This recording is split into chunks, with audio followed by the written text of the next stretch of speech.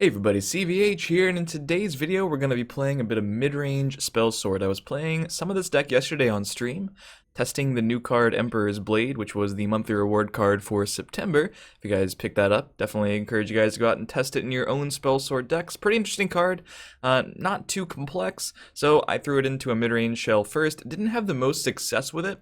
This is actually mostly Lateralis 19's build. I watched him stream his version of it last night, and I decided I'd give it a shot because it looked like it was going pretty decently for him. So, why not try some different perspectives on the deck, even though the deck itself is a pretty simple curve out, play a good creature and attack your opponent every turn kind of deck. There are definitely a lot of interesting card choices and things you can include or not include. There are some differences between mine and his builds. I'll just go over them really briefly. The big one, I'm playing Loyal Housecarl over the 3 copies of Piercing Javelin that he was playing. I wasn't playing Javelin in my build. A lot of people ask me why, and the same reason I'm not going to be playing it in this version is because we already have Edict of Azura, and I feel like this deck is so creature oriented. As you can see, the edicts are only actions in the deck. If we had Javelin, that would be only 3 more, so 6. This deck just really relies on its creatures as the win condition. If we're really playing too many 1-for-1 removal actions from our hand, we can run the risk of getting behind. Housecarl can actually add to our board. Yeah, if we need removal, Housecarl might not be the best from our hand, but in the context of a prophecy, since we're mostly going to be trying to use our prophecies only against other aggro decks and mid-range decks, Housecarl can often be better than a Piercing Javelin. It can be swingier, give us those stats and allow us to 2-for-1, whereas Javelin would just be a 1-for-1 removal, and I think that's pretty much how we want to be using our prophecies. In the very late game, once we've gotten outvalued by a control deck, it's unlikely a prophecy can get us back into the game anyway. I also did a tiny switch on the ratio of 2 drops he was playing. I'm playing 3 Brumas instead of 3 Clerics. I just think Bruma's really powerful. Descendant of Alkosh is interesting. He included this card as a 3-of. I wasn't playing this in my own version, but I'm excited to test this card as well again and see if it can be better than it used to be. 1 copy of Black Dragon over the 1 General Tullius, I think is the last change I made to his version. And there are some other interesting things that he was doing, like not playing Dawn Star Healer, so testing out his version of the deck. Hopefully Midrange Spellsword can perform. And as always, if you enjoyed the video, feel free to leave a like, stay subscribed for more Legends content, follow my stream in the description, and I'll see you next time.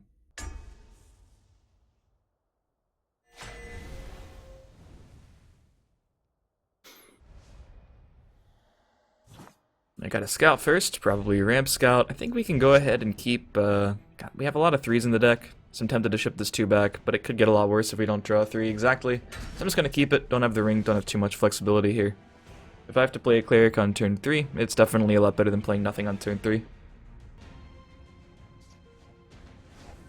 Greetings. May you walk on warm sands. Well, we could have aggressively shipped it and tried to get Descendant of Alkosh on turn 1. We definitely don't want to draw it, later in the game.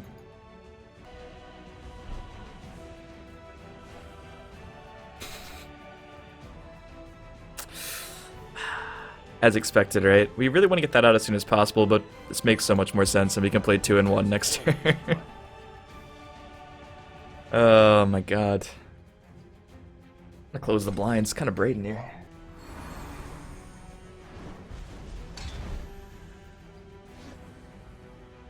New card has been sighted. New card, PogChamp.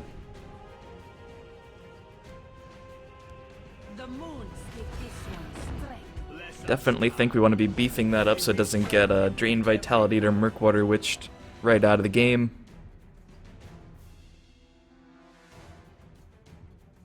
The waters of life.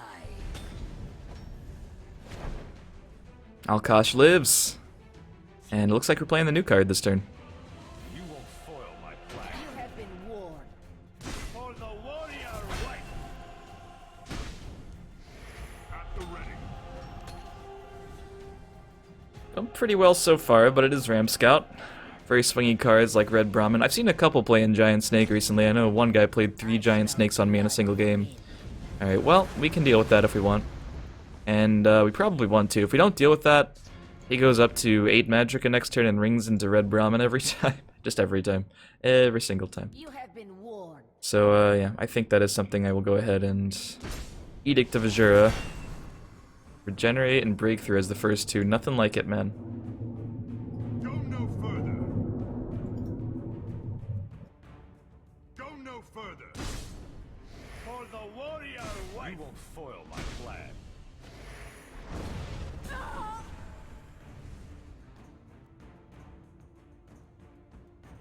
By the egg, a fine battle. The battle is yours. Wasn't a hard one. Nice.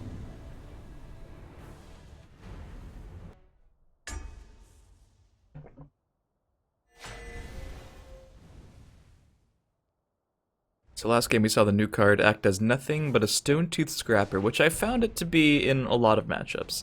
Again, we could just full keep this hand. East March Crusader might not be the most ideal thing to have on 3. Depending on the situation, I'm gonna ship it. I'm gonna ship the East March. We have a million 2-drops.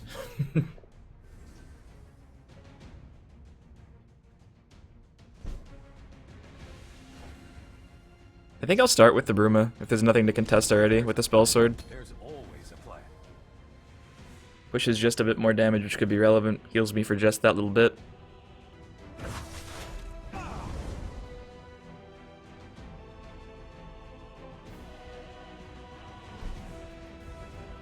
Alright, let's play a 4-4. Turn 2, 4-4, turn 3, 5-5? Maybe? Doesn't seem bad. Let's heat things up.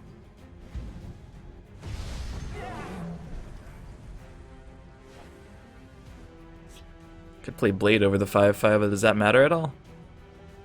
I think the 5-5 is just better. Could also just play these two. It's honestly a bit weaker to another Skaven if I trade.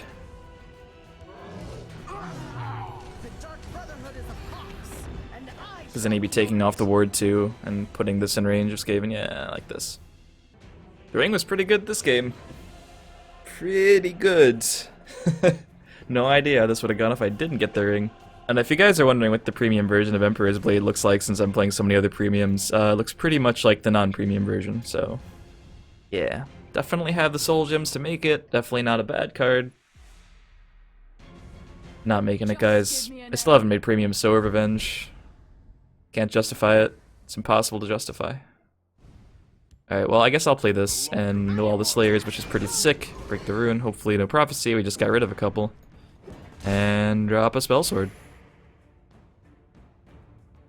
I don't really need it in this lane. I don't want to get too weak to Skaven, you know? Meh. This state will be mine.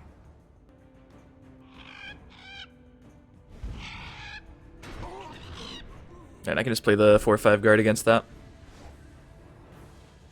Or I could just keep going face. I don't really want to mill him because 5 damage is worth more to me than the possibility of him playing another Cliff Racer. It also increase the chance he gets a Prophecy by milling the non-prophecies. Speaking of, that might have been like not the correct order for that. At least I get the breakthrough damage though. And here I'm just going to play 2 and 3 now. Yeah, he's going to trade with that, but probably better. The longer the odds, the sweeter the victory. Found you.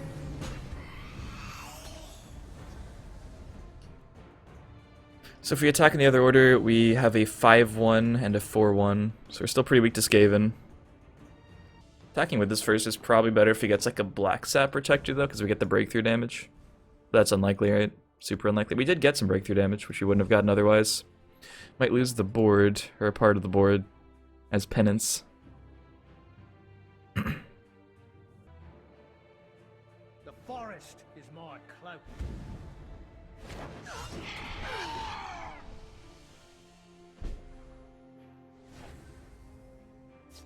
Confound you! At the ready. Bless us, kind. May we serve you with every Pretty easy turn. Running out of stuff to do, so we'll just make the guard as big as possible.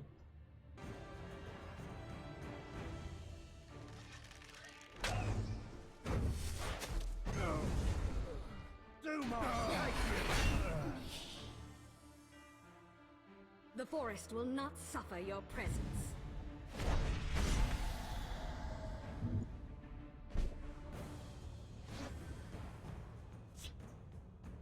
Face, and play another one. Go no further. At the ready. And it's too early for any unstoppable rage shenanigans if he's playing those. Can't play Snake Tooth and a Rage this turn. And if he rages, he's dead. What have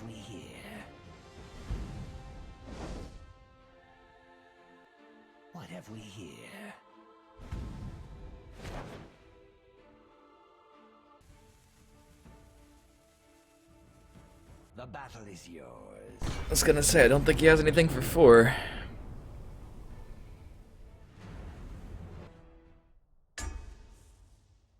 So a couple pretty simple, kind of easy games so far. Things just went well. Last game's curve was pretty insane. Another scout, no ring, but we do have Alkash on turn 1, which is when we'd like to have it. Did he just full keep? Oh my god. Greetings. I hate to see that. A scout full keeping with the ring, and then they greet you. Well, guess the game's over, but we tried, boys. Walk on warm sands. The moons give this one strength.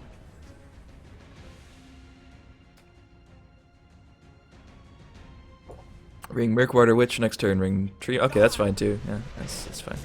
Next turn ring Tree Minder, next turn ring Thorn Hist Mage. The longer the odds, I'll just casually miss turn 3 if it's all the same with you.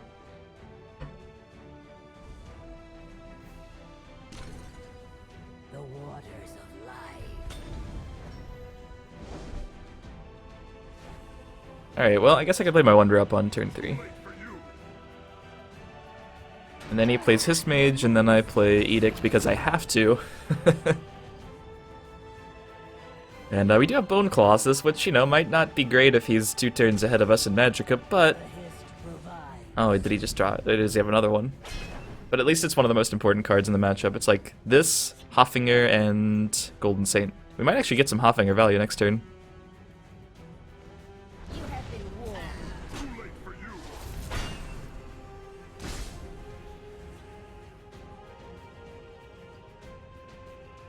I really hope we do at least. Kinda need to. Don't have another one. That's basically another one. Oh my god. Brutal. Alright, well, if I play Hoffinger in the left, I still don't get, like, he just attacks that, then I have to attack that, finish it off, so I guess I'll play Hoffinger in the right. And he'll attack the 2-2, and then I will... Maybe I attack... Random jet noise. Maybe I attack the 2-2, or the 2-5, make it a 2-3, just so I know Hive Defender can contest it next turn. Too late for you. Because he could otherwise leave Flurker and try to keep his guard healthy, which would be kind of annoying here. Yeah, I mute my mic a lot when I'm recording in the morning because there's always, like, jets. So if I'm not talking during a specific turn that's particularly simple, that is why. Oh my goodness. That's not what we wanted to see. I mean... Nope, still awful. Still just pretty bad for me. Alright, we'll just play... He might just start attacking me. That'd be kind of nuts, right? Kind of nuts. Because I could also play the Windkeep Spellsword in the right, just so I can use it to finish off the 6-6. Then I'm getting 1 less Bone Colossus skeleton. Because I will probably have to play that in that lane next turn. That's going there. I am trading in, unfortunately. This doesn't do anything in the left, though. That's the issue, right? It's one of several issues here. Okay, I guess I have to play defense. He could always just remove it with the Sheer Point Dragon. At this point, it's less about my value and more about me actually killing stuff. Because the ramp coupled with his hand has, yeah, he's just going in too. And yeah, this would be a good time for Piercing Javelins in the deck for sure. I think I actually play it over here. What do I buff though? I don't know. Probably this. Yeah, and he's drawing cards, feels bad. Even if you choose not to play it, they draw the card.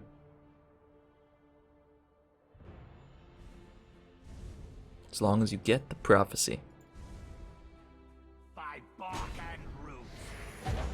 There's another one. And I think I will again play it over here and use it on the... God, what if he has a silence? This is going to be so bad. I don't really have a whole lot of options, though. He doesn't have Red Brahmin Magicka. By our service. Ugh, and he's drawn so many cards. Guess I can't complain. We got 2 prophecies out of 2 runes.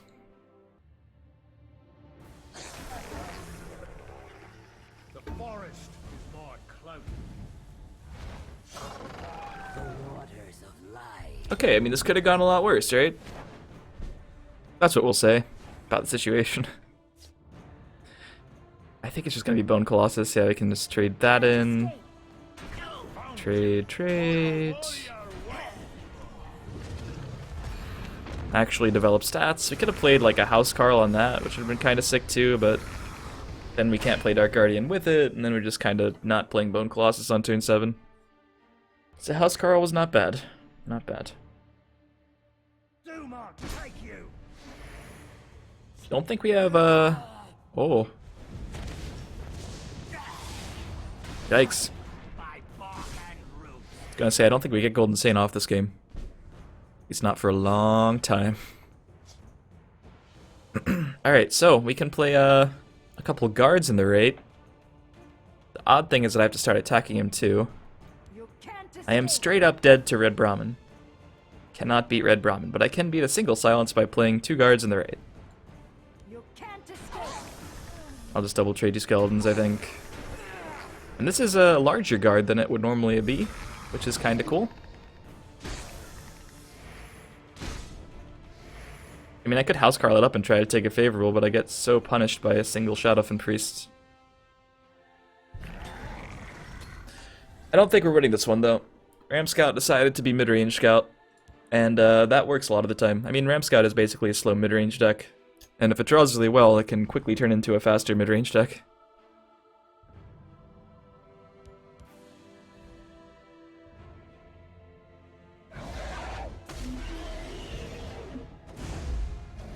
I don't think this kills me immediately.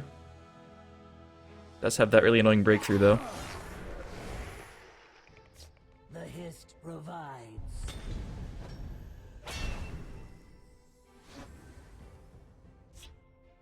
Now this might kill me. So I can like House Carl up to 8 toughness, go down to 5, he hits me down to 1, then kills me with the breakthrough. I can't really avoid that. We'll hold, no matter what. Okay, I can avoid it. Well, then I'm dead to the Durzog. Yeah, because if I Edict the Tazcad, that stays there. Then he has 2 4/4s and a 4/5, which I'm dead to. Maybe my only way to win is him not seeing that he can kill me with Breakthrough. House Carl up to 8. Back down to 5. Well, and then I'm just dead to the Sheer Point Dragon too if he attacks the other way. There's no actual way to... I can't play in a way that he can actually even miss lethal if he just attacks with anything in any order. There's no way to miss it. Unless he disconnects. You hate to play for that. Okay, we're dead. We're dead in every conceivable situation here. It's unfortunate, man.